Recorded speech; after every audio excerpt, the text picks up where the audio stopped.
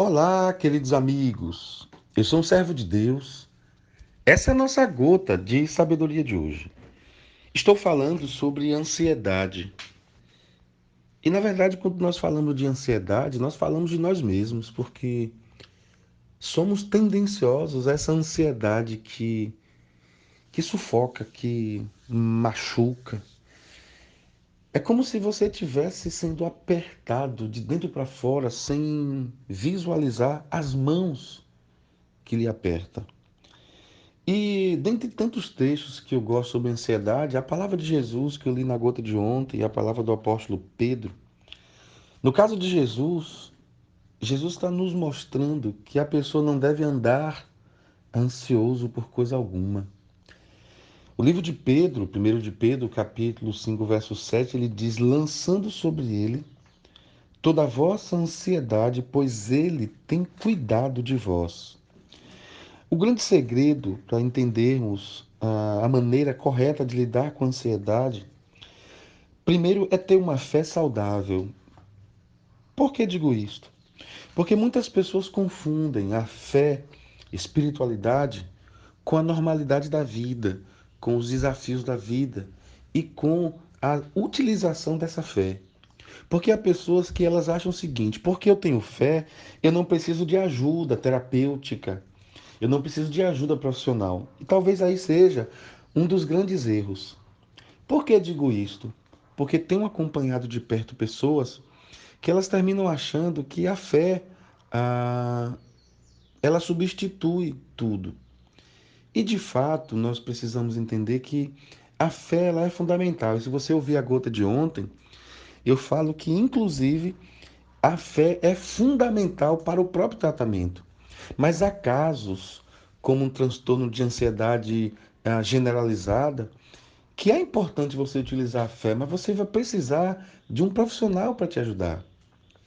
Agora, veja bem, quando eu penso na ansiedade, quando eu falo sobre ansiedade, você me escuta, talvez o que vem à sua mente é que eu estou falando de uma preocupação apenas, que eu estou falando de uma pessoa que não consegue dormir. Na verdade, quando eu falo de ansiedade, tanto ansiedade comum, uma ansiedade crônica, uma ansiedade generalizada, seja lá qual for a modalidade da ansiedade, é importante que eu entenda que a ansiedade ela afeta diretamente a minha vida. A ansiedade pode construir pontes para outras doenças. A ansiedade pode ser um vagão, uma locomotiva que puxa outras questões do meu ser. Então, quando eu sou utilizador desse processo de ansiedade, eu preciso entender que eu estou me sabotando, é um autossabotamento. E todos nós temos um nível baixo ou alto de ansiedade. E quando Jesus diz não andeis ansiosos, Jesus vai falar uma outra coisa. Por coisa alguma, Jesus não está dizendo que o ser humano não precisa se preocupar. Claro que eu preciso me preocupar com as demandas da vida, mas eu não posso deixar de dormir por causa das demandas da vida. Eu não posso tomar um banho, por exemplo, e esquecer o banho e ficar com outra coisa na cabeça. O que Jesus está dizendo é o seguinte: use a sua mente departamentalizadamente. Estruture o seu coração para fazer as coisas com desfrute, com foco. Se você está tomando um café e você foca em outras coisas, provavelmente a sua fome vai lhe acompanhar e você não vai tomar o seu café. Às vezes você não vai tomar com qualidade, às vezes você vai perder um pouco do seu paladar, porque você vai estar tão preocupado com o problema que você não está só no café, você está no café, mas você está envolvido no problema. Então, esse processo de ansiedade é uma ansiedade que afeta toda a nossa vida. E muitas vezes eu faço bobagem na vida, faço escolhas erradas na vida, falo coisas precipitadamente, faço coisas precipitadamente por causa da ansiedade. E não esqueça, uma pessoa precipitada, a palavra precipitada, ela dá a ideia de precipício. Então, uma pessoa que faz as coisas de forma precipitada, ela está num precipício. Quando falamos algumas coisas em nome da ansiedade, por coisa da ansiedade, por questões da ansiedade, eu preciso ter muito cuidado para que eu não viva apenas fugindo da ansiedade, me maltratando muito por causa da ansiedade e ignorar a ansiedade. Isso é um outro perigo. Por quê? A ansiedade, além de excessos que ela traz, nas minhas demandas, eu tenho excesso de futuro dentro de mim, a ansiedade também tem excesso de mim dentro de mim.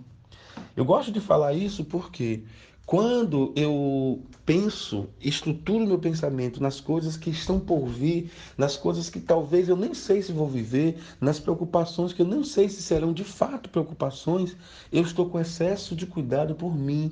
É um processo, quem sabe, até de idolatria do eu. É uma egolatria, é uma canonização do meu eu. Então, bote na sua cabeça uma coisa, meu irmão, minha irmã. O conselho de Jesus não é em vão, porque uma pessoa ansiosa tem toda a sua estrutura neural modificada. Uma pessoa ansiosa tem até pupila dilatada em alguns momentos.